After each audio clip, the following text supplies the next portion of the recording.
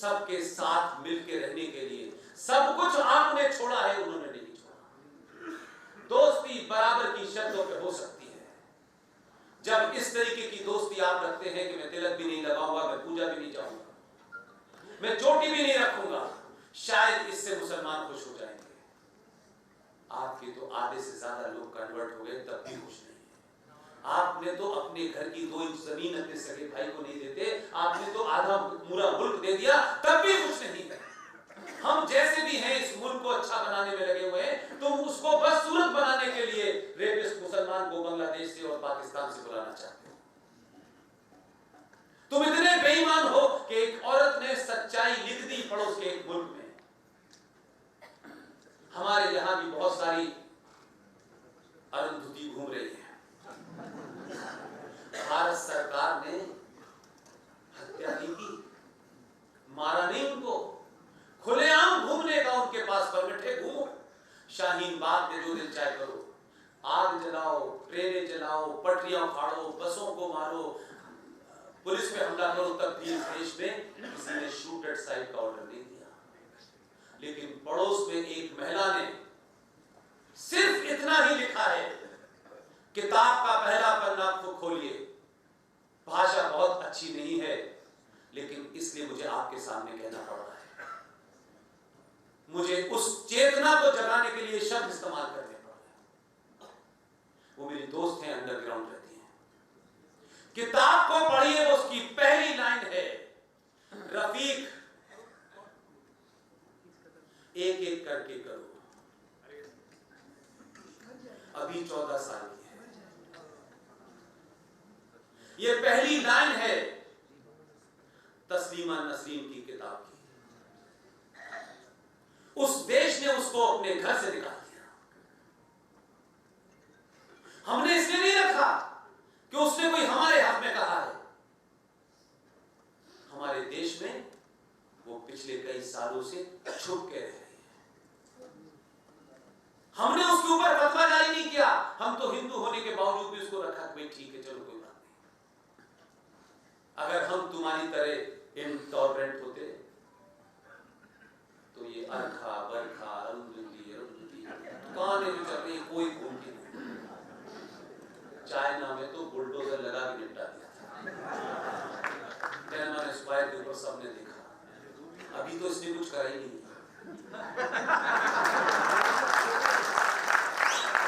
इसलिए मैंने कहा कि सरकार से ज्यादा समाज की जिम्मेदारी है। लेकिन एक बात सच है, आज के भारत के राष्ट्रवादियों को, सनातन संस्कृति के मानने वालों को, सनातन में बिलीव करने वालों को कई हजार साल तक आपने बड़ी कुर्बानियां दी हैं। और अब ये कहना बंद कर दीजिए कि मैं अपने देश के लिए जान दे दूंगा। जान मत दो, अपने देश के लिए जान ले सकते हो।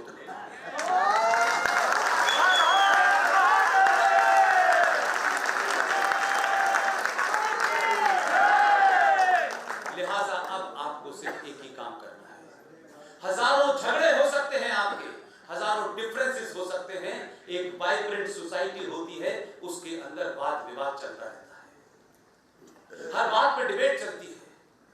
मैंने इस बात को कुछ इस तरह कहने की कोशिश करता हूं मैं कि जहां कुछ बातों पे चर्चा ही नहीं हो सकती, जहां बात करना मना होता है, जहां यह कहा जाता नहीं इसके ऊपर बात की तो गर्दन काट देंगे, वो सिर्फ मजहब होते हैं,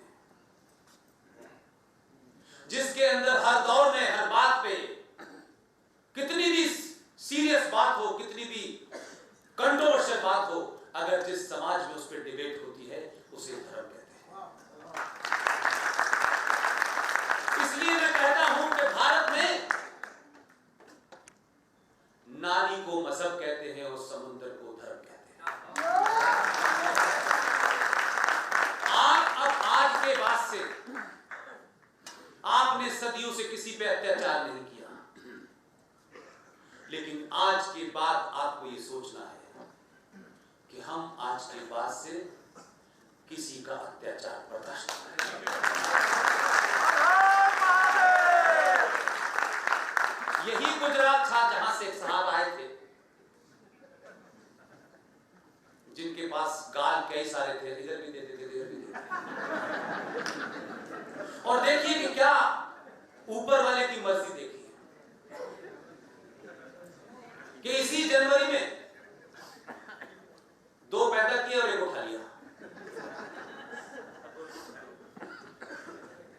अब चीजों को समझने का समय है।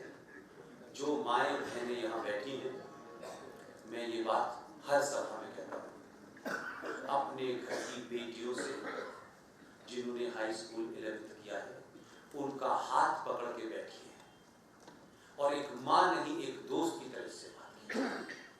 वो भी इस समाज में होने वाले बदलाव का उसके अंदर भी चेंजेस हैं।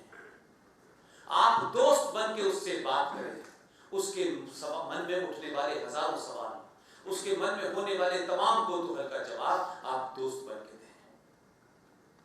मुझे पूरी उम्मीद है कि जब माएं बहनें अपनी बेटियों के साथ बैठेंगी, दोस्तों की तरह बात करेंगी और उनसे पूछिए कि शहर में सबसे अच्छी फिल्म कौन सी लगी है, मैं चलना चाहती हूं, तू मुझे दिखा के ला।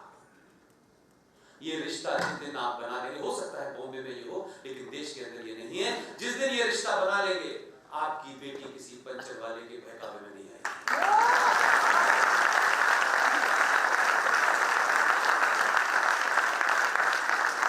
हम खुद बात करते नहीं है और कमाल है इस देश का कि इस देश ने 70 सालों में इस देश की प्राइमरी एजुकेशन को, जो प्राइमरी एजुकेशन है आपके देश की, वो 90% जीसस के हाथ में है, 100% उन्हीं के पास है। और जाने अनजाने नहीं, आपने, आपके देश के नेताओं ने इस देश का इतिहास कम्युनिस्टों के हाथ में दे रखा है और हमने, आपने, यानी आज के दौर की लोगों ने जो किया है वो महापाप हो गया है। आपने जाने अनजाने में इस देश के मनोरंजन को इस्लामिक जिहादियों के हाथों में दे दिया है। इसलिए ऊपर से लेकर नीचे तक फिल्मों के माध्यम से जो नैरेटिव सेट किया जा रहा है, वो गांव-गांव, शहर-शहर पहुंच रहा है। अगर आप अलर्ट होते और चेतन होते तो गुलशन कुमार की हत्या पे जिस दिन बोलते तो ये दिन देखना नहीं पड़ता। गुलशन कुमार एक सिंबल था भारतीय फिल्मों में भजन, कथा और मंदिर का। गुलशन कुमार की हत्या इस एजेंडे के तहत हुई है, कोई और राइवलरी नहीं है। और उसकी हत्या के बाद भारत की फिल्मों से मंदिर भी गायब हो गया, भजन भी गायब हो गया, कीर्तन भी गायब हो गया और अब मौला रे मौला है। और ये मौला रे मौला इस दिनों तक पहुंच गया है कि जो कपूर खानदान पेशावर से भाग के आया था, अब उसके घर में तैमूर पैदा हो गए।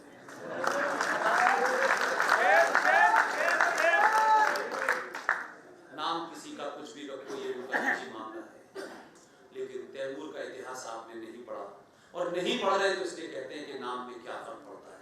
मैं कहता हूं नाम में ही तो सब कुछ है। भारत कहने में जो मजा आता है और जो मां कहने में मजा आता है, वो मम्मी कहने में नहीं आता। इसलिए अगर नाम बदलने की प्रथा इस देश में शुरू हो गई है तो इसको पूरी तेजी से चलाएं। और जब नाम बदल देते हैं आप, इलाहाबाद का प्रयागराज कर देते हैं, तो 26 करोड़ लोग संगम में डूब गए। एक हादसा नहीं होता। आप कहेंगे कि मैं अंधविश्वास की बात कर रहा हूं। पूरी दुनिया ने साबित कर दिया कि ये जो प्रयाग के अंदर इतना बड़ा नहान होता है, ये जो कुंभ होता है, आप 50 साल से कह रहे थे, कोई मानने को तैयार था इस बात को। लोग कहते थे तो पागलपना का हिंदुओं की अंधभक्ति है, उसमें नहाने से कुछ हो जाता है। सनातन के चलाने वालों को पता होना चाहिए कि प्लेनेट का मूवमेंट होता है और जब ये प्रयागराज के अंदर कुंभ होता है, उस प्लेनेट के उस मूवमेंट में धरती पे जहां जहां पानी बड़ी मात्रा में होता है, उसके अंदर से सारे कीटाणु समाप्त हो जाते हैं।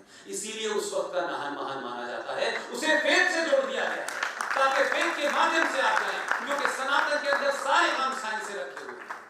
इसीलिए आप सूरज की पूजा करते, आप सूरज की तरफ मुंह करके जल क्यों चढ़ाते हैं? आप गंगा को गंगा मां क्यों कहते हैं? क्योंकि एक मां आपको जन्म देती है और आपसे ये कहा जाता है कि उस जन्म को आगे तक जन्म जिंदा रहे, वो दूसरी माँ होगी, उसका नाम है गंगा माँ, उसको भी उतना ही पवित्र रखिए जितनी आपकी माँ पवित्र है, तभी जीवन चलेगा। आप पीपल के पेड़ को पूजते हैं, बरसों पहले, हजारों सालों पहले आपके ऋषि मुनियों ने पता कर लिया था कि धरती पे पर्यावरण के माध्यम से ये जो पेड़ है यही 24 घंटे ऑक्सीजन देता है, इसलिए उसे आपकी पूजा से जोड़ दिया ताकि आप उसका प्रोटेक्शन कर सकें। हमने हर चीज को फेस से जोड़ा है। आपके मुंबई से लेकर के कन्याकुमारी चले जाइए, आसाम चले जाइए, गुजरात चले जाइए, हर मंदिर का लोटा तांबे का क्यों होता है, कभी इसकी तरफ भी सोचा? तांबे के अंदर पानी को रख दें तो उसकी इंप्योरिटी समाप्त हो जाती है। ये मैं नहीं कह रहा, ये वर्ल्ड कांग्रेस जर्मनी में जब मैं गया था तब की बात है। ये बात अलग है, आज का समाज माधुरी दीक्षित के डबल रोल के कारण समझ पाया है कि कॉपर की वैल्यू क्या है। नहीं जानते कि हर मंदिर में कॉपर का लोटा होता है, उसमें पानी होता है, उसमें तुलसी का पत्ता क्यों डाला जाता है। ये अलग बात है कि हम इतने बौने हो चुके हैं कि लोगों ने कहा तुलसी हिंदू का पौधा है। तुलसी का पौधा साइंस है, तुलसी अपने आप में एक साइंस है। उसके पत्तों के अंदर बहुत सारी ऐसी चीजें होती हैं, उसको खाने से, उसका पानी पीने से, उसकी चाय बना के पीने से आपका डीऑक्सीडेशन हो जाता है बॉडी का। पूरा सनातन साइंस है। आप सनातन की तरफ बढ़िए। तो अभी तो आपने सिर्फ इतने ही किया है कि सही बटन दबाया है। अभी लोटा लेके पानी देने नहीं निकले हैं आप। अभी पीपल की महत्ता, सूरज की महत्ता, तुलसी की महत्ता, प्रयागराज की महत्ता नहीं पता है लोगों को। इसलिए मैंने कहा नाम में बहुत कुछ होता है। कोई नाम अपना रखेगा, अपनी बहन का नाम आया, किसी ने अपनी बहन का नाम सुब्रता रखा नहीं रखा, नाम के मतलब होते हैं। और हमारे यहाँ तो नाम का अर्थ होता है, ऐसे नहीं रख लेते हैं कुछ भी, राजीव जॉन, कोई मतलब इस बात का, शब्बीर कुमार, आधा तीतर आधा बटेर, कोई मतलब इस बात का, या तो इधर हो या इधर हो, तो हर चीज का अर्थ होता है। लिहाजा अब नाम बदले जा रहे हैं। अयोध्या का नाम बदल गया है, तो दुनिया में सबसे बड़ी आरती हुई अयोध्या में। पूरी दुनिया ने देखी अयोध्या क्या है। और जब नाम बदला और आप बदले तो जज साहब भी बदल गए।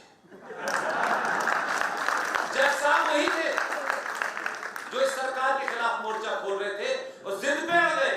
सर किसी ने उनसे नहीं कहा जल्दी फैसला नहीं, बोले मैं 40 दिन में दूंगा, न सरकार ने न आदेश ने। इसलिए आप ये माने कि जब समाज में बदलाव होता है, जब समाज के अंदर पुरुषार्थ जागृत हो जाता है, समाज अपनी रूट्स को पहचानने लगता है, अपने इतिहास को पहचानने लगता है, तो बड़े बड़े लोग अपना रातों रात धर्म बदल देते हैं। इसलिए आप किसी को घर वापसी पे अपना टाइम बर्बाद न करें। आप सिर्फ सनातन की तरफ चल पड़े, और सनातन अगर आपने जीना शुरू कर दिया तो सबसे पहली आवाज कश्मीर से आने वाली है, जल्दी आएगी। सर्टिफिकेट में दे आए, बहुत जल्दी आने वाली है।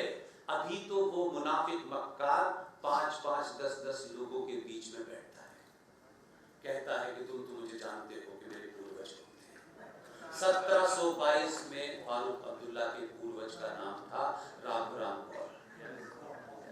ये सर्टिफिकेट देके अगर सनातन इस देश में मजबूत हुआ और आपने देश में उन सत्ताओं का चुनाव किया जो राष्ट्र बचाने के लिए काम करेंगी, तो फारूक अब्दुल्ला भी अपना सर्टिफिकेट लेके आएगा कि मिल गया है, यही ओरिजिनल है।